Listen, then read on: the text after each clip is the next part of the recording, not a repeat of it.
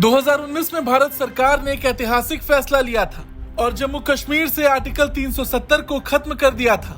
और अब उसी फैसले को लेकर सुप्रीम कोर्ट से केंद्र की मोदी सरकार को बड़ी राहत मिली है। सुप्रीम कोर्ट ने जम्मू कश्मीर से अनुच्छेद 370 हटाने के फैसले को बरकरार रखा है। सीजेआई डीवाई चंद्रचूड़ ने कहा, जम्मू कश्मीर भारत का अभिन्न अंग है, इसकी कोई आंतरिक संप्रभुता नहीं है। अब हम आपको बताएंगे सुप्रीम कोर्ट के फैसले की बड़ी बातें। राष्ट्रपति को आर्टिकल 370 हटाने का हक। आर्टिकल 370 हटाने का फैसला संवैधानिक तौर पर सही था।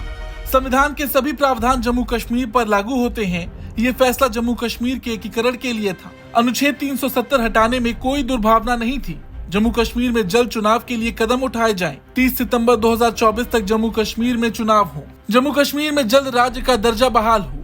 आर्टिकल 370 एक अस्थायी प्रावधान था। जम्मू कश्मीर भारत का अभिन्न अंग है। जम्मू कश्मीर के पास कोई आंतरिक संप्रभुता नहीं थी। सुप्रीम कोर्ट ने कहा कि लद्दाख को अलग करने का फैसला वैध था। अब हम आपको बताएंगे कि फैसला सुनाते वक्त सीजेआई ने और क्या कुछ कहा।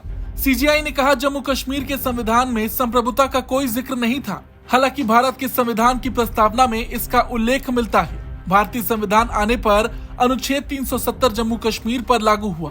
सीजेआई ने कहा, अनुच्छेद 370 जम्मू कश्मीर के संघ के साथ संवैधानिक एकीकरण के लिए था और ये विघटन के लिए नहीं था। और राष्ट्रपति घोषणा कर सकते हैं कि अनुच्छेद 370 का अस्तित्व समाप्त हो गया है।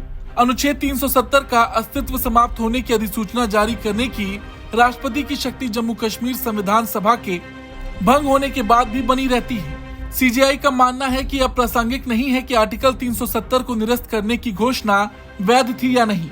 सीजेआई ने दिसंबर 2018 में जम्मू कश्मीर में लगाए गए राष्ट्रपति शासन की वैधता पर फैसला देने से इनकार किया, क्योंकि इसे याचिकाकर्ताओं ने विशेष रूप से चुनौती नहीं दी थी। सीजेआई ने कहा, जब राष्ट्रपति शासन लागू होता है तो राज्यों में संघ की शक्तियों पर सीमाएं होती हैं। इसकी उद्घोषणा के तहत राज्य की ओर से केंद्र द्वारा लिया गया हर निर्णय कानूनी चुनौती के अधीन नहीं हो सकता।